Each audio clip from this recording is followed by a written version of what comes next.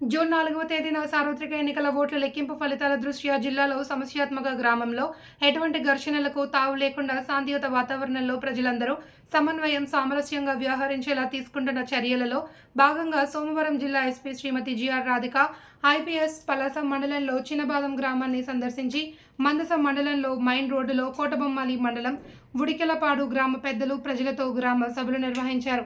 ఇప్పటికే జిల్లాలో loose petrol అమ్మకానికి నిషేధానికి నోటీసులు జారీ చేశామని, ఫలితాలు అనంతరం ఎటువంటి విజయోత్సవ ర్యాలీలు వేడుకలు నిర్వహణకు అనుమతి లేవని, ప్రజలందరూ సమన్వయంతో నడుచుకుని ఓట్ల లెక్కింపు సజావుగా పూర్తయ్యేలా జిల్లా పోలీస్ శాఖకు సహకరించాలి అని ఈ సందర్భంగా ఎస్పీ కోరారు.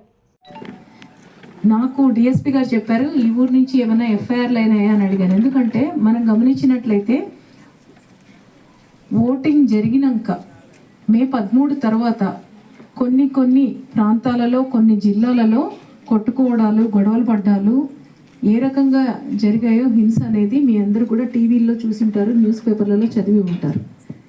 కానీ మన దగ్గర మీరందరూ సంయమనం పాటించడం వలన కావచ్చు, దేవుడి దయ కావచ్చు, మొత్తానికి మన దగ్గర ఇష్యూస్ అనేవి లేకుండా పేపర్కి ఎక్కి మనం కూడా పతాక వార్తల్లోకి ఎక్కేట్లాంటివి జరగకుండా మీరందరూ కూడా సహకరించినందుకు మీ అందరికీ కృతజ్ఞతలు.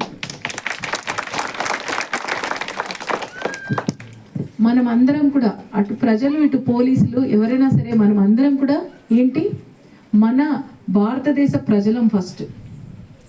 మన భారతదేశం యొక్క గౌరవాన్ని నిలబెట్టడానికి మన ఆంధ్రప్రదేశ్ అనేటువంటి ఒక రాష్ట్రం యొక్క గౌరవాన్ని ఈ భారతదేశపు చిత్రపటంలో ఒక వర్ణ చిత్రంగా నిలబెట్టాలి అంటే మనందరం కూడా మనకు నచ్చిన పార్టీకి ఓటేసుకోవచ్చు. మీకు ఒకరు హీరో నచ్చొచ్చు, ఇంకొకరికి ఇంకో హీరో నచ్చొచ్చు. ఇప్పుడు నిన్న క్రికెట్ మ్యాచ్ ఫైనల్స్ జరిగాయి. IPL 2 teams ఆడాయి.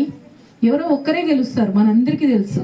సో గెలిచినాక ఓడిపోయిన వాళ్ళు కొంత బాధపడచ్చు, ఏడవచ్చు, ఒక 2 నిమిషాలు, ఒక అరగంట లేదా ఒక రోజంతా ఏడుస్తారు. ఓడిపోయిన